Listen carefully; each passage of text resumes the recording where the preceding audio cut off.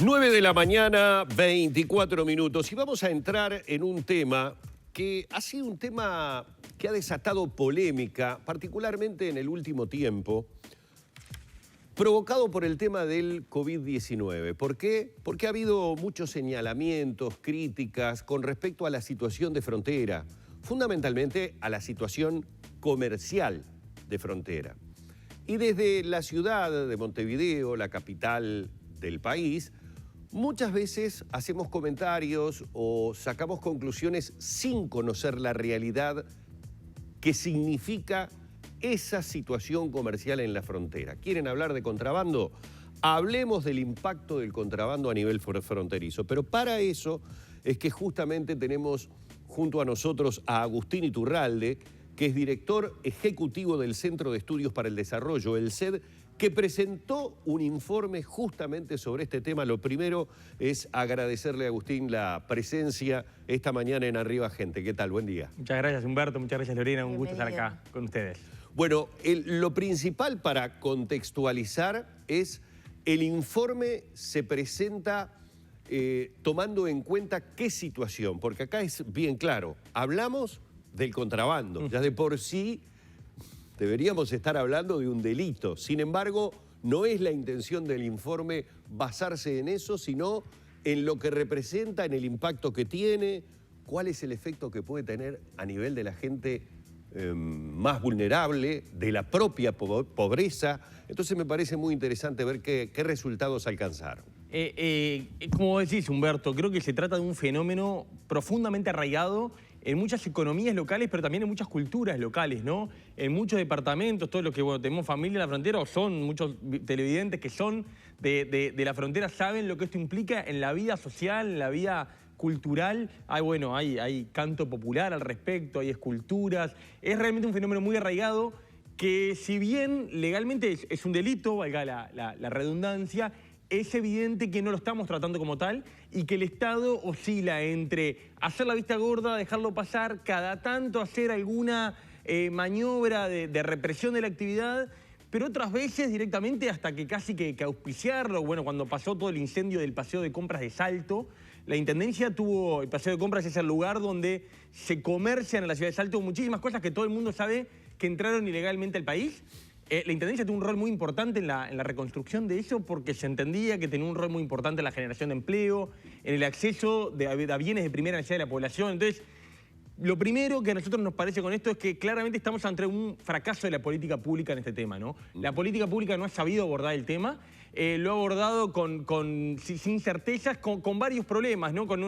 Admitiendo una cosa que claramente daña mucho al comercio formalmente establecido, por ende al empleo formal, registrado en la seguridad social, con contención social, pero que a la vez genera otro tipo de empleo más precario y a la vez permite el acceso de bienes de primera necesidad a menores precios. Y además el daño que esto genera para el Estado en materia recaudatoria, que ahora podemos comentar algunas estimaciones, como también en la institucionalidad, ¿no? Estamos en un país que nos jactamos de instituciones fuertes, firmes, que es como el diferencial que tenemos con respecto a otros países de la región. Esto claramente es una violación de la ley a la luz del día y nadie dice nada. Y bueno, claramente nosotros sentimos que se requiere un nuevo abordaje que no pasa por reprimir, que pasa por entender el fenómeno, entender sus causas, atacar sus causas y tratar de reducirlo y que el comercio, que es bueno, el comercio exterior, que es bueno, suceda lo máximo posible dentro de los canales legalmente establecidos. Me sorprendió las cifras que manejaron, ¿no? Repasémoslas, ¿cuáles son? ¿Cuánto se priva el Uruguay de recibir por el contrabando? Yo creo que, atendiendo tu pregunta, Lorena, creo que una de las principales virtudes del trabajo es hacer un esfuerzo por construir una cifra que cuantifique esto. Nosotros entendemos que es una cifra conservadora, es un piso esto, de acá para arriba. Solo apunta a lo que los hogares de 9 departamentos de frontera o muy cercanos a la frontera gastan en alimentos que ingresan ilegalmente al país. Y esa cifra da 320 millones de dólares en 2019, más de medio punto del PBI. Todos sabemos que en el contrabando tiene un rol muy importante los artículos de higiene personal, que bueno, en las ferias del área metropolitana, la feria de Montevideo lo vemos todas las semanas. Todo eso no está cuantificado, lo que sucede en otros departamentos, lo que sucede con cosas que no son alimentos, y fijamos el piso en 320 millones de dólares. Esto implica, si nos quedamos solo con esta cifra, que el Estado, por ejemplo, si esto se consumiera dentro del territorio nacional, en el comercio formalmente establecido, recaudaría 70 millones de dólares más al año. 70 millones de dólares, miramos lo que son las cifras ahora con la rendición de cuenta, lo que se dice que se va a gastar en la primera infancia, o sea, realmente es una cifra nada despreciable. Y otra de las estimaciones que tenemos que nos parece relevante es, atendiendo los diferenciales de precios en las fronteras, entre lo que se paga de un lado, el negocio formalmente establecido, y lo que se paga del otro, y muchas veces también de este lado ilegalmente, pero atendiendo a los precios legales de ambos lados, la línea de pobreza, la pobreza que enfrentarían esos departamentos se reduciría sustancialmente si la gente de Rivera, Cerro Largo, Artigas hasta Cuarembó pudiera acceder legalmente a los precios que están del otro lado. Básicamente 4,4 puntos menos sería la pobreza si esa fuera la situación. Claro, porque está perfecto el razonamiento que haces, Agustín. Es decir, es cierto, esto es lo que dejamos de percibir porque las familias lo vuelcan en la compra de productos que obviamente no lo vuelcan acá porque no están al precio que los consiguen. Es decir, deberíamos recuperar a esa gente, pero vendiéndole la pasta de dientes al precio que la compran, vendiéndole el papel higiénico al precio que lo compran, etcétera, etcétera. Puse dos ejemplos que de repente muy son como muy, ¿no? Muy pertinentes. Muy claros del tema de la frontera. ¿Cómo podríamos lograr eso? Y bueno, creo que ahí hay los productos que se compran en estos departamentos son muy variados, ¿no? Acá, al área metropolitana, quizás haya una canasta más reducida, donde el diferencial de precios es tal que justifica, digamos, que el contrabando pague todo el combustible hasta las ferias de Montevideo. Pero es muy variado. En cada mercado puede haber situaciones distintas, en algunos casos hay temas bromatológicos, temas de alimentos, el consumo de pollo, de carne, que implican complejidades mayores. En el caso de repuestos de autos, que también implica un tema de servicio postventa, es más complejo. Ahora, parece claro que en algunos productos de primera necesidad que no tienen mucha complejidad, hay diferenciales de precios bastante inexplicables. Y en particular, en productos que no se producen en Uruguay. En productos que llamativamente Uruguay consume totalmente importados de Argentina y Brasil, que los producen en todos los casos, los que venden los comercios formales en Uruguay o los que entran ilegalmente a Uruguay, los produjo una fábrica brasilera o argentina y acá simplemente se importó y se distribuyó, legal o ilegalmente. Y tienen diferenciales de precios realmente sorprendentes, que son del 100% cómodamente en algunos casos. Y bueno, ahí los problemas parecerían más vinculados a temas de competencia, de falta de una mejor regulación que promueva una mejor competencia, que impida que en esto yo no quiero ponerlo en términos de morales ni éticos, que no hay nadie malvado acá. Creo que cuando las empresas están cómodas y no están sometidos a un ejercicio de la competencia más intenso, como en la escala del mercado brasilero o en la escala del mercado argentino puede suceder, en este país más chiquitito tienen el control de un mercado, no tienen ese ejercicio, normalmente tienden a tener precios mayores, a sacar rentabilidades mayores de las que obtienen en otro país. Entonces, ahí yo creo que hay un espacio, y de hecho en una actividad que hicimos la semana pasada se presentó otro trabajo que lo hizo CPA Ferrer, lo presentó Gabriel Odone, que hablaba de la formación de precios y bueno, algunas oportunidades de mejorar la regulación para la competencia intramarca. Creemos que ahí hay una oportunidad. Temas que, bueno, se hicieron eco los medios escritos, ¿no? La semana pasada, y hablaban justamente de eso, como una solución macro, generar competencia entre importadores, por ejemplo. Esa sería una solución a nivel país. Exactamente. Esa es una de las soluciones que comentaban quienes presentaron el trabajo de decir, bueno, es verdad que algunos productos, como algunos que comentaba Roberto, no tienen gran competencia de marca, los consumidores prefieren una marca, pero bueno, quizás lo que sí, no es intermarca, pero sí es intramarca, que distintos importadores puedan traer la marca, flexibilizar las normas que impiden eso, que uno solo controle, flexibilizar las normas para que distintos importadores puedan traer la marca, y eso sin duda generaría que de repente los propios supermercados puedan traer cosas que hoy no están pasando.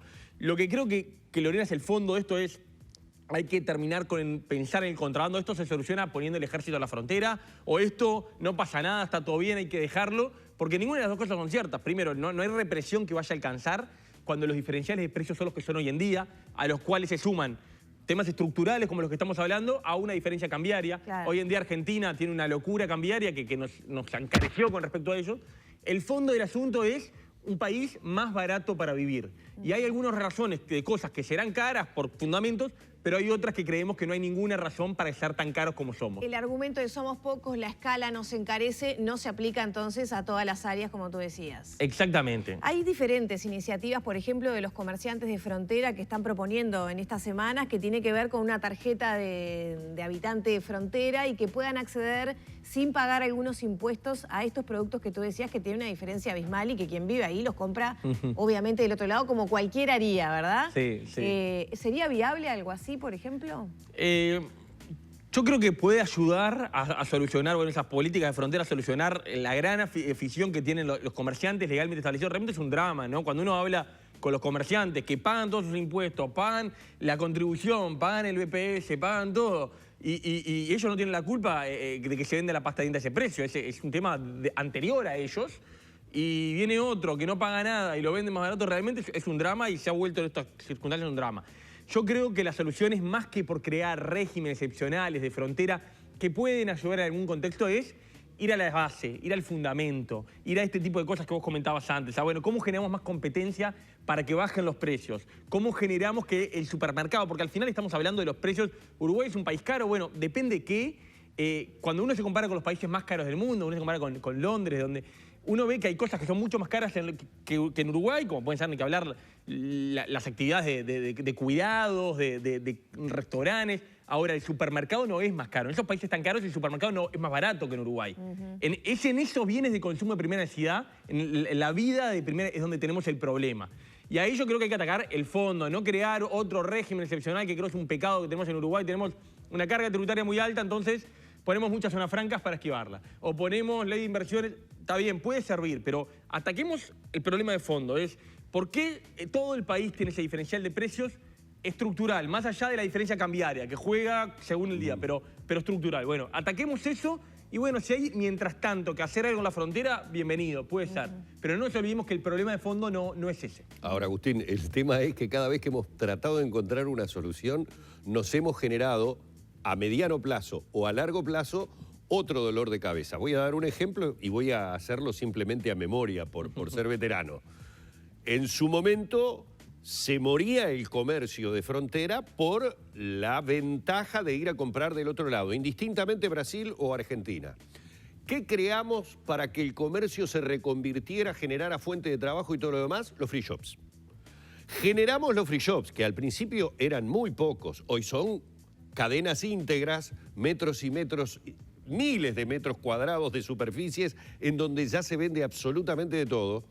Y hay que entender al ciudadano de frontera que quiere comprar un artículo que lo tiene allí a 20 metros, 40 metros de la puerta de su casa al 50, 60 o 70% más barato de lo que lo tiene acá, sea en el almacén, en el bazar o en lo que fuere. Entonces, se genera un mecanismo, porque siempre se le va a encontrar la forma, para que en definitiva, ¿por qué voy a pagar 1.000 por un artículo que ahí está a 250 pesos? ¿Quién lo por pagaría? decirlo algo. ¿Quién lo pagaría? Solo un tonto si lo tengo a 40 metros. Tengo que buscar la forma de que alguien me lo permita adquirir. Es tan sencillo como decir, bueno, ¿quiénes tienen permitido comprar artículos? Los extranjeros. Bueno, al primer extranjero que pase le diga, oiga, señor, ¿no me compraría un par de medias que estoy necesitando? Y sale el señor con el par de medias y listo el pollo. Ahora, nos generamos otro dolor de cabeza, la cultura de free shop. ¿Cómo hacemos con eso si lo que hemos ido haciendo a nivel de contrabando son remiendos que en realidad nos terminaron generando un problema mayor? Sí, a ver, ahí hay... Los free shops, sin duda, en buena parte de la frontera son el gran empleador y han sido una política que también se nos admitió desde Brasil, sobre todo por las asimetrías que teníamos. Brasil de alguna forma lo permitió y no creo que se trate de cuestionar eso. Para mí es importante marcar, el problema del contrabando no es la persona que vive en Rivera y compra en Santana, o que vive en Río Branco y compra en Yaguarón. No es la persona que compra para consumo personal, que eso ni siquiera es ilegal si realmente es para consumo, ni siquiera es un delito. El problema es... bueno, también metros y metros cuadrados que tenemos en todas las ciudades a 50, 60, a 100 kilómetros de la frontera, donde todo a plena luz del día se venden y hay un comercio En el caso de Saltos, quizás el más emblemático, se habla de que son 400 comercios, que pueden trabajar hasta 4.000 personas. Eso es, en la población económicamente activa de Saltos, muy significativo. Y que, bueno, que generan esa competencia claramente desleal con el que pagan. Entonces, ahí para mí hay una diferencia entre la compra que hacen las personas del otro lado buscando, bueno, ese arbitraje y el abastecimiento masivo para venta, el traer para venta. ¿Quién le pone el cascabel al gato, entonces? ¿Cuánta disponibilidad ven ustedes en los gobernantes de hacer un cambio estructural que siempre hablamos, ¿no? Quizá yo es la primera vez que lo veo así con esta claridad y en números, pero hay lobbies empresariales, los que están ganando X no quieren perder, obviamente.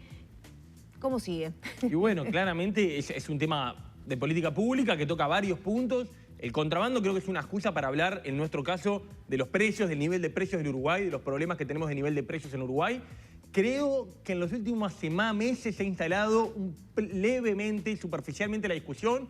Aparecieron un par de proyectos de ley sobre el tema de frontera, uno de Cabildo Abierto, uno del senador Botana, ayer salió algo del senador Coutinho. El presidente de la República hizo alguna referencia en alguna oportunidad.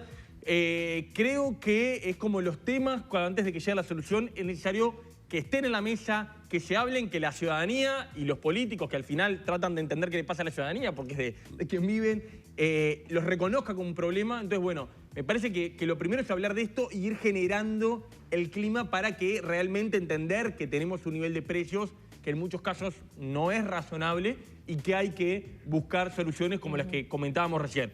La semana pasada creo que se presentaron todos los trabajos, el nuestro y el de CPA, que con enfoques totalmente distintos, creo que hacen aportes originales al respecto y bueno, soy optimista que se pueda poner despacito a andar la pelota en el tema. Agustín, tenemos que ir cerrando. Yo creo que si hiciera acá una compulsa, no quiero comprometer a los compañeros, sobre si alguno alguna vez compró algo de frontera, seguramente todos levantaríamos la mano, ¿no? Yo soy el primero en levantar la mano, he hecho compras de frontera siempre dentro de los kilos permitidos y si alguna vez se me ha pasado algún kilo, no lo hice jamás ni lo volvería a hacer. Lo que quiero preguntarte para el cierre, ¿cuántos uruguayos, cuánta población más o menos se imaginan que de una u otra forma consume productos de contrabando? Creo que en ese sentido estamos en algo muy cercano al 100%. Si uno ve lo que es ni siquiera en esos 9 departamentos considerados, que son el litoral, la frontera brasilera, más Tacuarembó y 33 que están muy cercanos. Y después consideramos lo que los otros departamentos llega, sobre todo cuando hay diferencias cambiarias. Las ferias montevideanas hoy en día, lo que es el café, la pasta de dientes, los jabones en las ferias montevideanas, creo que el número está cómodamente arriba de 90. Muy bien.